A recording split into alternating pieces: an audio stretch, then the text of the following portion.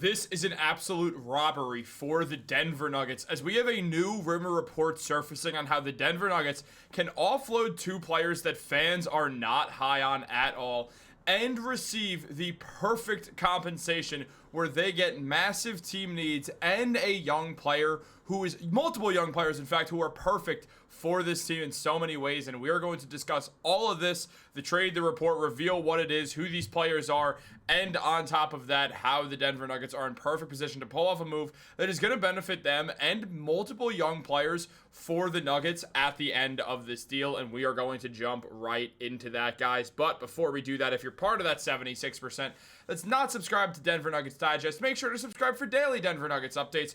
We have a lot of great videos coming at you guys every single day, and you do not want to miss out on all the great Denver Nuggets content that me and Amy are going to be bringing to you guys. We're going to get a little bit more consistent with the videos as well. Obviously, it's September. There's only so much news going around at this part of September, but in a couple of weeks, we're going to see those players do their press conferences for media day and all that stuff with training camp as well. A lot is going to start coming out, so make sure to subscribe to those post notifications on. Let's talk about the Denver Nuggets. There's a lot to go over.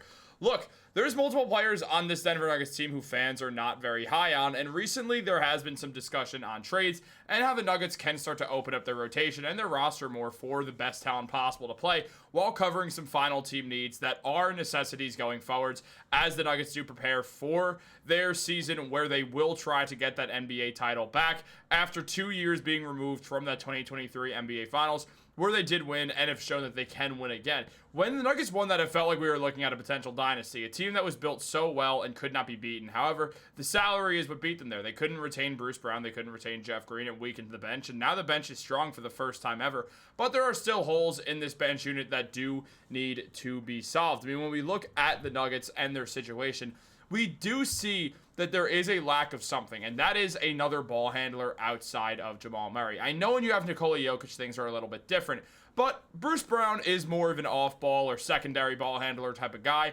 and adding another veteran ball handler or just a ball handler in general who you could trust is absolutely imperative going forward for the Nuggets. It's clearly the team need that the Nuggets have right now, and there is a way to solve it from a new trade report brought up by Bleacher Report, who mentions a deal where the Denver Nuggets receive Justin Champagnie and Ayo Dosunmu in exchange for a deal where the Washington Wizards net a 2032 second-round pick from Denver, and the Chicago Bulls receive Zeke Naji, Peyton Watson, a 2026 second-round pick, which is the least favorable of Dallas, OKC, and Philadelphia, while they also the Nuggets give a 2028 first-round pick swap with a top 10 protection to the Chicago Bulls. Now, this is an absolutely perfect deal for Denver for multiple reasons. Now, diving into the breakdown on this trade, here's what's mentioned by Dan Favale, that though bringing in Bruce Brown, Tim Hardaway Jr., and Jonas Valanciunas meaningfully extends the Nuggets' rotation, they still need another reserve playmaker and a wing who can both shoot and defend. Dosunmu is not a conventional floor general, but he has shown glimpses of improved playmaking coming around ball screens, and he knows how to facilitate when attacking downhill. Peyton Pritchard and Tyrese Haliburton were the only players last season to match his scoring efficiency at 57.1% and assist rate at 12.4% on drives, while finishing at least as many of them with 371. His ability to guard up on defense will permit Denver to play him besides Jamal Murray and as the lead ball handler as well when Murray's off the floor. Last year, Dosunmu put up 12 points per game, 3.5 rebounds, and 4.5 assists. He got a steal per game, showing solid defense, while despite the fact that he's only a 33% three-point shooter, he does give them a playmaker who you can rely on as another ball handler, something the Nuggets do need. And also, Dosunmu is still just 25 years old, and he definitely has another ceiling that he could break through on the right team. The Chicago Bulls don't look like they're that right team, and the Nuggets absolutely are, as they put Dosunmu in a winning situation where he can be around a lot of talent and facilitate the ball while also still getting his downhill shots based off the spacing that the Nuggets have. Similarly to Russell Westbrook, Dosunmu is best when he's attacking the rim downhill, and he will have that spacing given to him. Now also, since Russ is more of a guy who you feel like an obligation to play based off his whole career, Dosunmu, his minutes can be a bit different in a lot of ways, sometimes more, sometimes less, and he'll be more sort of just go with the flow of it, or at least he'll have to be, because the Nuggets will be a winning situation that he'll be a part of for the first real time in his career, which is absolutely huge. Now, we also look at what Val mentioned with Justin Champagnie, and he mentioned that Champagnie is among the league's most hidden gems. He routinely guards the number 1 or number 2 options for the Washington Wizards and just canned almost 42% on his spot-up threes. Putting on Watson's defensive upside is tough, but he's extension eligible, and while Champagnie is under team control for 3 more years and a combined $8 million, the cost of retaining him and re-signing Dosunmu may be less than what Watson gets in his next deal, and it's most certainly less than what the Nuggets will be paying both Watson and Najee, which is another huge part of this deal. It's why it's so good for Denver. While they also bring in Champagnie, who has been very underrated. He shot 38% from 3. On top of that, put up 9 points and 5.7 rebounds a game with 1 assist. Champagnie's a good defender. He does a lot of things well for the Washington Wizards, and the Wizards are starting to get a bit of a logjam, which is what's led to this situation. Now, the Nuggets would be giving up Zeke Najee, who is on that bad contract, and also you just get to sort of cut him away, which is going to help a player who we're going to talk about in a few minutes. But with this deal, the guy who put up 3.2 points and 1.6 rebounds per game is Najee, has not really been able to grow at all as a player since getting to Denver. Gets a change of scenery where he'll get more minutes with the Chicago Bulls, who are trying to offload Nikola Vucevic. Peyton Watson also goes, but fans were pretty split on Peyton Watson already, so moving him for Dosunmu, yeah, is an interesting move.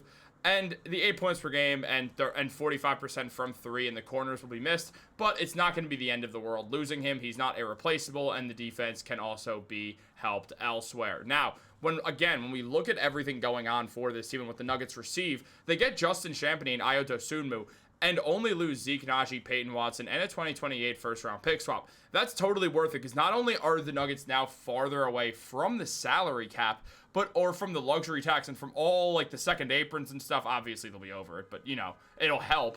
Their salary books get a little bit of help, while also they move on from players who are questionable already, and they bring in 2 younger guys to add more youth to this team. And yeah, when we look at the rotation, it does get a little bit small, but at the end of the day, it does offer Deron Holmes some real room to step up and get some actual minutes, as will the power forward and the center next year, and also an opportunity to eventually make another signing if you want to do some sort of waiving or some situation with a player or something like that. You could also bring in Kessler Edwards as well, but Deron Holmes would be a huge winner from this move right here. I mean, we see what Holmes was able to do in the Summer League last year after coming back from the torn Achilles, and he put up 13 points per game, 9.5 rebounds, and 1.5 assists. You got a steal per game. And on top of that, we also saw Holmes shoot 42% from 3 and over 50% from the field as well. Holmes has shown that he's ready to go and that he's ready to get minutes, and one of the easiest ways for him to get minutes is if you offload a bit of that front court so Deron Holmes can step in as a power forward center for the Nuggets going forwards. At the same time, Kessler Edwards can find himself with a role where he could also be playing that power forward position, albeit a tiny bit undersized, but nothing too serious. It's the power forward positions that everyone's like 6'7" to 6'9" anyway, except for a few double big sets. But when you're counting the bench unit, it's pretty easy to avoid that situation with Edwards. So you see Edwards, who's put up 4.2 points and 3 rebounds with 1 assist for the Dallas Mavericks in 40 games last season. The Mavericks couldn't re-sign him because they couldn't afford him, but he did shoot 40% from 3 as well. This was a great signing by the Denver Nuggets, and now they get to use him better while also offloading 2 contracts that they could avoid, and also just getting rid of that Zeke Najee deal and getting players who fit better for the team. What do you guys think? Let me know in the comments down below. Like this video, subscribe, turn on post notifications. Have a great day. I'll catch you later.